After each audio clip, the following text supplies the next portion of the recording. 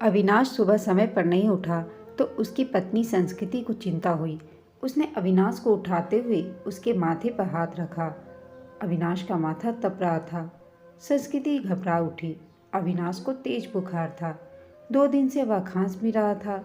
संस्कृति ने कल इसी वजह से उसे ऑफिस जाने से भी मना कर दिया था, मगर आज तेज बुखार भी था।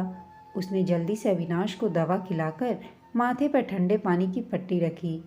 संस्कृति और अविनाश की शादी को अभी ज़्यादा वक्त नहीं गुजरा था। 2 साल ही हुए थे। पिछले साल तक सास ससुर साथ में रहते थे, मगर कोरोना में संस्कृति की जेठानी की मौत हो गई तो सास ससुर बड़े बेटे के पास रहने चले गए। उसके बाद कोरोना का प्रकोप बढ़ता ही गया। पिछले कुछ समय से टीवी चैनल्स पर दिल्ली के अस्पतालों में कोरोना से जूझने वालों की हालत देखकर वह वैसे भी परेशान थी। कहीं वेंटिलेटर नहीं तो कहीं ऑक्सीजन नहीं। मरीजों को अस्पताल में बेड तक नहीं मिल रहा था। ऐसे में अब उनका क्या होगा, यह सोचकर ही वह कांप उठी। उसने जल्दी से अपनी माँ को फ़ोन लगाया। माँ, अविनाश को सुबह से बहुत तेज बुखार है, क्या करूँ? उसकी माँ ने कहा, बेटा, यह समय ही बुरा चल रहा है। राजू भी कोरोना पॉजिटिव है, वरना उसे भेज देती। हम खुद उसकी देखभाल में लगे हुए हैं। तू ऐसा कर, जल्दी से डॉक्टर को बुला ला और उसकी दवाएं शुरू कर। संस्कृति बोली, हाँ माँ, आप सही कह रही हैं, वह तो करना ही होगा। मेरी सास की भी तबीयत ठीक नहीं चल रही है, वरना जेठ जी को ही बुला लेती। तांडव के बीच किसी तरह संस्कृति खुद को बचाते हुए पति के लिए दौड़ भाग करने में लग गई। कभी दवा की पर्ची लेकर भागती तो कभी खाना लेकर, कभी डॉक्टर से गिड़गिड़ाती तो कभी थक हार कर बैठ जाती। उसे कोरोना वार्ड में जाने की इजाज़त भी नहीं थी। बाहर रिसेप्शन में बैठकर ही पति के ठीक होने की कामना करती रही। उस पर पति की तबीयत अच्छी होने के बजाय और बिगड़ती जा रही थी। उस दिन भी डॉक्टर ने पर्ची में कई दवाएं जोड़कर लिखी। वह दवाएं लेने के लिए गई, मगर जो सबसे जरूरी दवा थी वह नहीं मिली। अस्पताल में उसका स्टॉक खत्म हो चुका था। अब वह क्या करेगी? बदहवास सी अस्पताल के बेंच पर बैठ गई। बगल में ही परेशान सा एक युवक भी बैठा हुआ था। संस्कृति ने उसकी तरफ मुखातिब होकर पूछा, आप बता सकते हैं क्या, यह दवा मुझे कहाँ मिलेगी? मैं खुद ही यह दवा ढूंढ रहा हूँ, उस व्यक्ति ने कहा। आसपास तो मिली नहीं। मेरे दोस्त ने बताया कि नोएडा में उसकी शॉप है। उसने कुछ दवाएं स्टॉक करके रखी है, सो वह मुझे दे देगा। अभी जाने की ही सोच रहा था। आप अपनी पर्ची लाइए, मैं अपने साथ आपके लिए भी दवा ले आता हूँ। संस्कृति बोली, बहुत मेहरबानी होगी। सुबह से इसके लिए बहुत परेशान हो रही थी मैं। अपना पसीना पोंछते हुए संस्कृति ने कृतज्ञ स्वर में कहा, मेहरबानी की कोई बात नहीं, इंसान ही इंसान के काम आता है। बस इतना शुक्र मनाइए कि दवा मिल जाए। यह कहकर वह व्यक्ति चला गया। करीब 2-3 घंटे बाद वह लौटा तो उसके चेहरे पर परेशानी की लकीरों के बावजूद खुशी थी। यह लीजिए, बड़ी मुश्किल से मिली है यह दवा, मगर मिल तो गई, यही बहुत है। बहुत बहुत शुक्रिया। कितने की है? संस्कृति का चेहरा भी खिल उठा था। अरे नहीं, पैसे की ज़रूरत नहीं, आप पहले यह दवा खिलाइए मरीज को। उस दिन के बाद से दोनों में बातचीत होने लगी। वह अपने भाई की देखभाल में लगा था और संस्कृति पति के लिए दौड़ भाग कर रही थी। दोनों का दर्द एक सा ही था। संस्कृति जब भी व्यथित होती तो उसके कंधों पर सिर रखकर रो लेती। कोई चीज़ लानी होती तो प्रतीक ले आता। संस्कृति को घर छोड़कर आता। धीरे धीरे तकलीफ के इन दिनों में 2 अजनबी एक बंधन में बनते जा रहे थे। उनके बीच एक अजीब सा आकर्षण भी था जो दोनों के बंधन को और मजबूत बना रहे थे। एक दिन अविनाश का ऑक्सीजन लेवल काफ़ी घट गया। अस्पताल में ऑक्सीजन सिलेंडर नहीं था। तब प्रतीक ने यह जिम्मेदारी अपने ऊपर ले ली। पूरे दिन कड़ी धूप और गर्मी में लाइन में लगकर आखिर वह ऑक्सीजन सिलेंडर लेकर ही लौटा था। उस दिन संस्कृति ने पूछा था, आप मेरे लिए इतना कुछ कर रहे हैं, इतना ख्याल रखते हैं, मगर क्यों? मैं तो आपकी कुछ हूँ भी नहीं। फिर बताओ ना, ऐसा आप क्यों कर रहे हैं? संस्कृति की बात सुनकर प्रतीक ने कहा, पहली बात, हर क्यों का जवाब नहीं होता, और दूसरी बात, हम दोनों हमसफ़र नहीं हैं तो क्या हुआ, हम दर्द तो है ना। आपके दर्द को मैं बहुत अच्छे से महसूस कर सकता हूँ। आपकी तकलीफ़ देखकर मुझे दुख होता है। बस किसी भी तरह आपकी मदद करना चाहता हूँ। एक अनकहा सा मगर मजबूत साथ महसूस कर वह गमों के बीच भी मुस्कुरा उठी थी। धीरे धीरे अविनाश की तबीयत और भी बिगड़ गई और उसको वेंटिलेटर पर रखना पड़ा। अस्पताल में वेंटिलेटर्स की कमी भी थी। कई वेंटिलेटर्स खराब हो गए। बदहवास सी संस्कृति ने प्रतीक को फ़ोन लगाया तो पता चला कि उसके भाई को भी कहीं और शिफ्ट करने की नौबत आ गई है। आप चिंता न करो संस्कृति जी, मैं अपने भाई को जिस अस्पताल में लेकर जा रहा हूँ, आपके पति को भी वहीं लेकर चलता हूँ।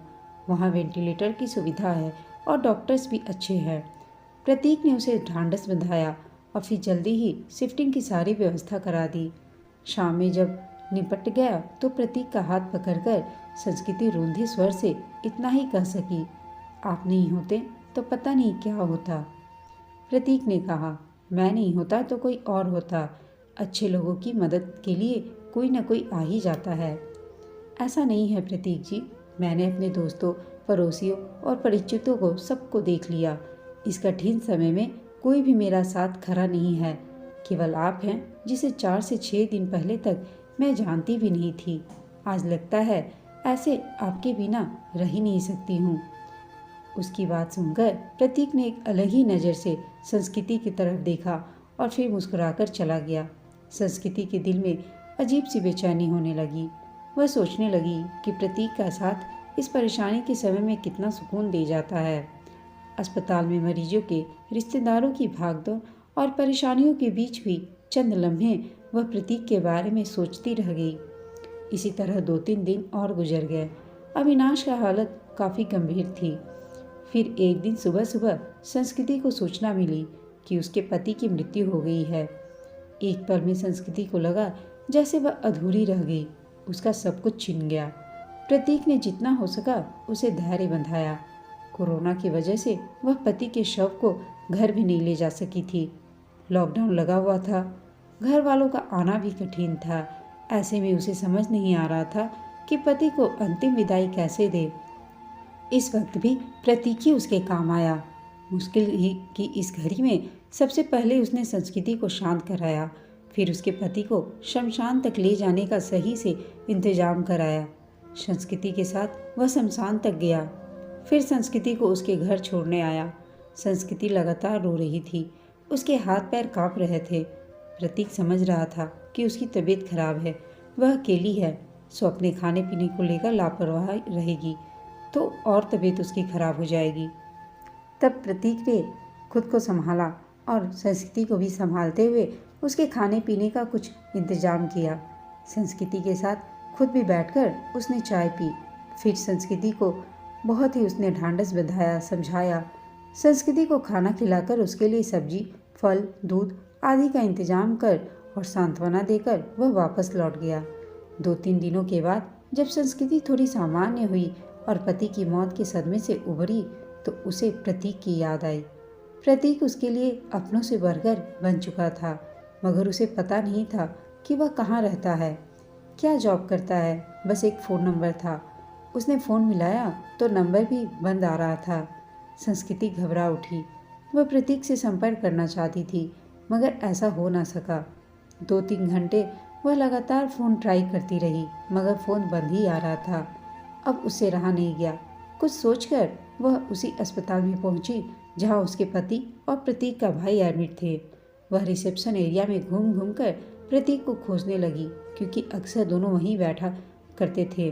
फिर वह उसे खोजती हुई कैंटीन में भी गई। हर तरफ चक्कर लगा लिया, मगर प्रतीक कहीं नज़र नहीं आ रहा था। थक हार कर वह वापस रिसेप्शन में आकर बैठ गई और सोचने लगी कि अब क्या करे। तभी उसे वह नर्स नजर आई जिससे संस्कृति की जान पहचान हो रही थी। संस्कृति के पति की देखभाल भी वही नर्स करती थी। संस्कृति उसे अक्सर अम्मा कहकर पुकारा करती थी।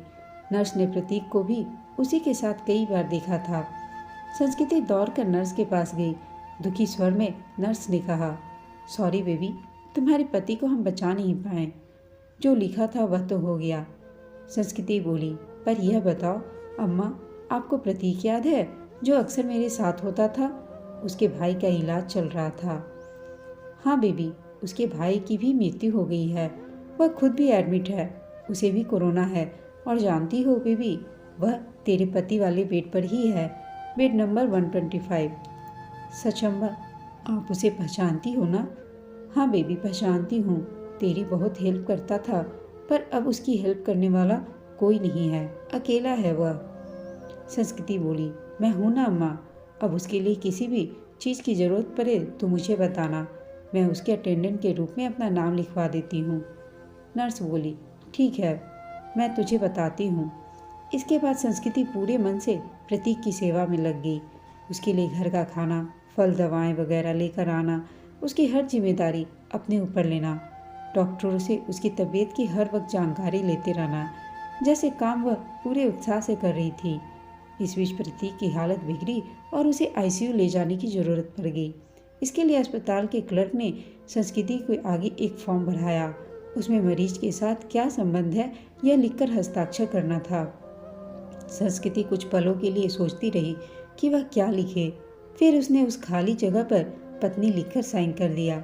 क्लर्क को कागज़ थमाकर वह खुद में ही मुस्कुरा उठी।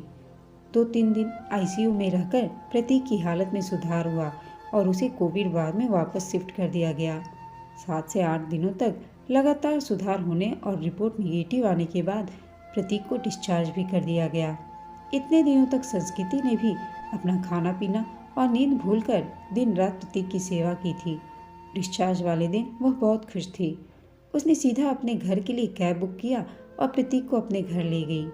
प्रतीक ने उसे टोका तो संस्कृति ने थोड़े शरारती अंदाज में जवाब दिया, मैंने फॉर्म में एक जगह पर यह लिखकर साइन किया है कि मैं तुम्हारी पत्नी हूँ और इसलिए अब मेरा और तुम्हारा घर अलग अलग नहीं बल्कि एक ही है।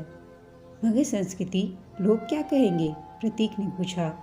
संस्कृति ने कहा, लोगों का क्या है प्रतीक, जब मुझे ज़रूरत थी तो क्या लोग मेरी मदद के लिए आगे आए थे?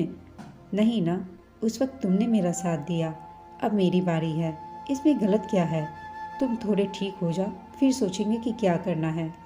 संस्कृति ने अपना फैसला सुना दिया।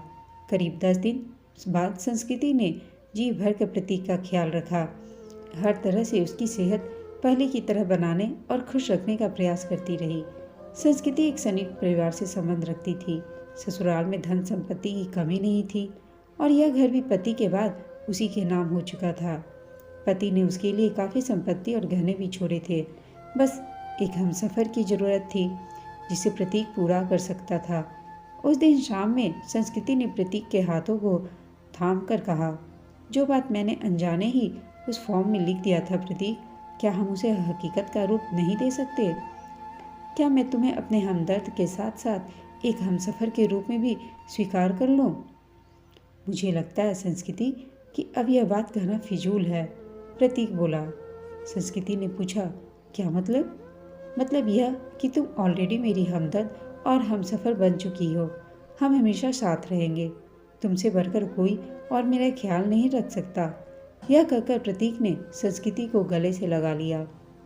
दोस्तों, आपको यह कहानी कैसी लगी कमेंट करके बताइएगा। साथ ही कहानी अच्छी लगी हो तो इसे लाइक, शेयर और चैनल को सब्सक्राइब अवश्य कीजिएगा।